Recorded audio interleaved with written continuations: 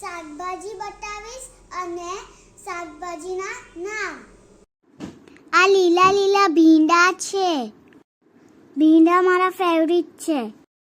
આ લીલી લીલી ચોરી. હું અત્યારે ચોરીના ખેતરમાં છું. આ કંકોરા છે. એ ચોમાસામાં જ લાગે છે. કંકોરાનું શાક મને ભાવે છે. આ છે કરવા કરવા કારેલા. પણ કારેલાનું શાક મને પસંદ નથી.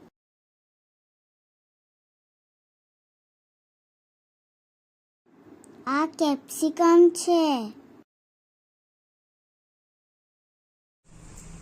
આ લાલ લાલ ટામેટું છે. આ છે લીલી લીલી ડુંગળી.